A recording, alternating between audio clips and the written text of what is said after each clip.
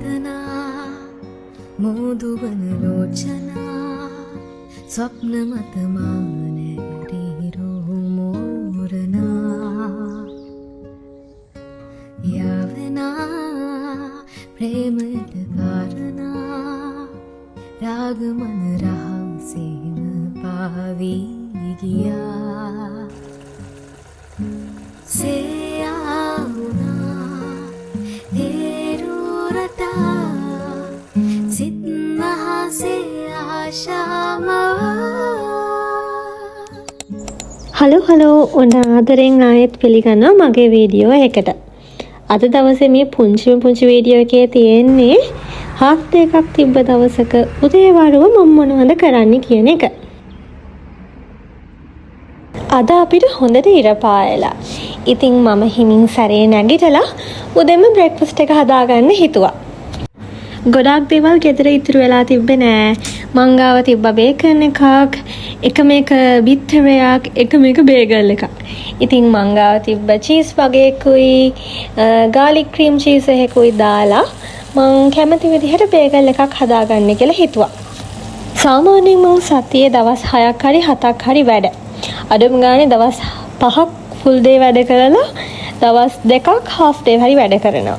ඉතින් අද මේ තියෙන්නේ හාෆ් ඩේ වැඩ කරන දවසක්. ටිකක් වෙලාව අරගෙන උයන්න වෙලාවක් ඉතුරු වෙන්නේ ඒ නිසයි. හැමදාම මේ විදිහට බ්‍රෙක්ෆාස්ට් එක හදාගන්න අවස්ථාව හම්බෙන්නේ නැහැ. ගොඩක් වෙලාවට මම බ්‍රෙක්ෆාස්ට් එක විදිහට ගන්නේ කොෆි එකක් විතරමයි. ඉතින් හරිම හමු වෙලාවක තමයි මේක රෙකෝඩ් කරන්නේ. දැන් මම මේ ඇඩ් කරන්නේ මංගාව තිබ්බ මැගි එකේ එන කෙචප් එකක්. මේක ටිකක් මසාලා රසක් තියෙනවා. ඉතින් මම ඒකට කැමතියි.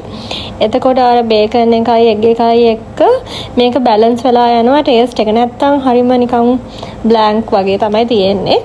හැමදාම මේ මැගි එකේ මොනවා හරි මැගි බ්‍රෑන්ඩ් එකේ මොනවා හරි පාවිච්චි කරද්දී මට මතක් වෙන දෙයක් තමයි යුනිවර්සිටි ඉන්න කාලේ රැට පාඩම් කරද්දී පඩිකණි වුණාම මැගි එකක් හදාගෙන ඒකට මේ වගේ සෝස් දාගෙන යාළුවොත් එක්ක කාපු විදිහ.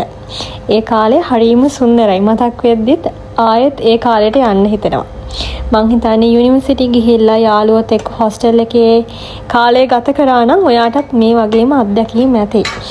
ඉතින් ඒ මතකෙත් එක්කම අද මම මගේ බේගල් එක හදාගත්තේ ඔන්න ඔය විදිහට. පස්සේ මම මේකට උඩින් දානවා මංගාව ඉතුරු වෙලා තිබ්බ පොඩි මේ ස්ප්‍රින්ග් අනියන් වගේකුත්.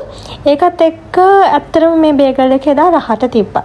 ඉතින් ඊට පස්සේ මම බේගල් එකට කාලා ඉවර වෙලා බොන්න කියලා එදා මම හදාගත්තේ හොට් චොක්ලට් එකක්. මේ දවස්වල මම පාවිච්චි කරන්නේ M&S එකේ එන හොට් චොක්ලට් එක. ඒක ඇත්තටම හරිම රහයි. හැබැයි ටිකක් ෂුගර් ගතිය වැඩි. ඒ වුණාට අද මම මේ ගන්න බ්‍රෙක්ෆාස්ට් එක කාලා ගියාට පස්සේ රෑ ආයේ 7-8 වෙනකම් මොනවත්ම කන්න හම්බෙන්නේ නැහැ. ඇත්තම කිව්වොත් කොෆි එකක් හරි මොනවා හරි තමයි මැද්දේ බොන්න හම්බෙන්නේ. ඉතින් ඒ හින්දා මට හිතුණා ෂුගර් තියෙන මොනවා හරි අරගෙන යන්නේ බීලා යන එක උදේට කමක් නැති වෙයි කියලා.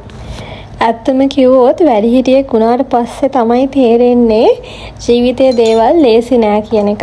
ඒ දවස්වල අපේ අම්මලා තාත්තලා කොච්චර අපි වෙනුවෙන් දේවල් කරන්න ඇතිද කියන එක මට තේරෙන්නේ තනියම මේ වගේ ජීවත් වෙලා තනියම කෑම බීම හදාගෙන වැඩ කරද්දි තමයි. ඉතින් I really appreciate my parents and everything I have my life right now. කොහොම හරි මම කිරි එක දැම්ම හොට් චොක්ලට් එකට. ඊට පස්සේ මේක ටිකක් දිය කරගන්න අමාරුයි ඉක්මන් කරේ නැත්නම් ඒක තමයි ඉක්මන් කරලා එක කරගන්නවා. ඊට පස්සේ මං ගාව ඉතුරු වෙලා තිබ්බා චොක්ලට් විපින් ක්‍රීම් එකක්. ඒකත් උඩින් දාගෙන තවත් ටිකක් ෂුගර් වැඩි කරගෙන කොහොම හරි මම බ්‍රෙක්ෆාස්ට් එක එන්ජොයි කරා. ඇත්තටම කන ගමන් මං එන්ජොයි කරාද කියන එක නම් ප්‍රශ්නයක්. මොකද මං කන ගමන් බලන්න ගත්තේ ලංකාවේ නිවුස් වගේක්. මේ දවස්වල ඒ කියන්නේ මම අද වීඩියෝ එක ගන්න වෙලාව 2026 මාර්තු 2 වෙනිදා. මේ වෙද්දී අපි දන්නවා ඉරාන් වල තියෙන යුද්ධය. ඉතින් මුළු නිවුස් එකේම තිබ්බේ යුද්ධ සම්බන්ධ වීඩියෝස්. මට හිතුණා කී දෙනෙක් මේ වෙලාවේ බයෙන් බඩගින්නේ ඉන්නව ඇද්ද කියලා. ඇත්තටම මම එහෙම හිතන වෙලාවල් තියෙන හින්දා තමයි ගොඩක් වෙලාවට කන බොන වීඩියෝස් මගේ වීඩියෝස් වල පෙන්වන්න අකමැති. ඒ වුණාට ඉතින් ඉඳලා හිටලා මේ වගේ වීඩියෝ එකක් කරනවා. ඇත්තටම මේ වෙලාවේ ඉරාන් වල යන යුද්ධය ගැන මට හරිම කනගාටුයි. ගොඩක්ම කනගාටු හිතෙන්නේ ළමයින්ගේ අධ්‍යාපනය ගැන හිතද්දී සහ අපේ ලෝකයේ අනාගතය ගැන මතක් වෙද්දී. ඉතින් මම ඒ ගැන වැඩි කතා කරන්නේ නැහැ. ඊළඟට ඔන්න මම දවල්ට උයන්න ගත්තා. මොකද මං ගාව ඉතුරු වෙලා තිබ්බ එකම එක පරිප්පු එකක් විතරයි. කොහොම හරි අද මං උයන්නේ සෝයා මීට් එකකට මෙන්න මේ චිලි බීන් එකයි ඉතුරු වෙලා තිබ්බ කැරට් වගේකුයි. කරිස් දෙකයි හදන්න තියෙන්නේ. ඒකින්ද ගොඩක් වෙලා ගියේ නෑ. ඉක්මනට මම හදලා ඉවර කරගත්තා. ඇත්තටම මම චිලි බීන් එක මේ සෝයා මීට් එකත් එක්ක මික්ස් කරන්න හිතුවේ. මගේ සෝයා මීට් පැකට් එක භාගයක් තිබ්බේ. ඉතින් ඒක මදි මට සතියේටම ඉතුරු දවස් ටික කවර් කරගන්න. ඒකින්ද මං හිතුවා ඒ දෙක මික්ස් කරනවා කියලා. කොහොම හරි ඒ කරියක රහට ආවා. ඇත්තටම මේ චිලි බීන් එක ගොඩක් රහයි. ටෙස්කෝ බ්‍රෑන්ඩ් එකේ එක හරිම රහයි. මම ඊට කලින් පාවිච්චි කරලා තියෙනවා. ඉතින් සුපුරුදු විදිහට මගේ සෝයා මීට් කරි එක පැත්තකින් හැදෙද්දී අනිත් පැත්තෙන් කැරට් කරි එක හැදෙනවා. සාමාන්‍යයෙන් මට උයන්න විනාඩි 30ක් 45ක් වගේ තමයි යන්නේ. ඊටර ටිකේ මම ක්ලීන් කරලා පැයෙන් වගේ කිචන් එකෙන් අයින් වුණා. ඊට පස්සේ මට වොෂ් එකක් දාගන්න තිබ්බා වැඩට යන්න කලින්. ඒ නිසා මම ඉක්මනට පොඩි වීඩියෝ ක්ලිප්ස් ටිකක් අරගෙන කිචන් එක ක්ලීන් කරලා වොෂ් එකක් දාගන්න ගියා. වොෂ් එකක් දාගන්න කලින් මම ගෙනියන්න කෑම එකක් බෙදාගත්තා. මේ ඔයගොල්ලෝ දකින්නේ මගේ කෑම එක තමයි. මේක ඉතින් දැන් කද්දී රෑ 8 විතර වෙයි. ඊට පස්සේ දැන් මම මේ ඇඳගෙන ඉවර වෙලා අද බස් එක ගන්න වෙනින් පැත්තකින්. ඒකින්ද ටිකක් දුර ඇවිදගෙන යන්න තියෙනවා. මෙහෙම යද්දී මට මතක් වුණේ මේ හරිය තියෙනවා පොඩි ඇලක්. ඒ ඇලේ තාරාවෝ ඉන්නවා. ඉතින් ඕගොල්ලොන්ත් එක්ක මේ වීඩියෝ එකත් බෙදා ගන්න පුළුවන් වෙයි කියලා ගියා. කොහොම හරි මං ගාව ඉතුරු වෙලා තිබ්බ බිස්කට් වගේ. මං ඒ ටිකත් ඒගොල්ලන්ට දානවා කියලා හිතාගෙන ගියේ. හැබැයි යන අතරමැද කවුරුත් හිටියේ නැහැ. මං කිව්වා තාරාව කවුරුත් හිටියේ නැහැ. කොහොම හරි මං හිතුවා කවුරුත්ම නැති වේද කියලා හැබැයි ටිකක් දුර යද්දි ඒගොල්ලෝ හිටියා. ඕගොල්ලන්ට වීඩියෝ එකේ ඉස්සරහට ඒක බලා ගන්න පුළුවන්. स्वप्न मत माने रीरो मोरना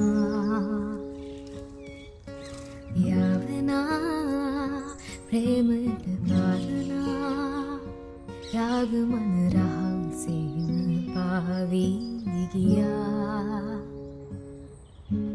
से आउना हेरूरटा सिद्महा से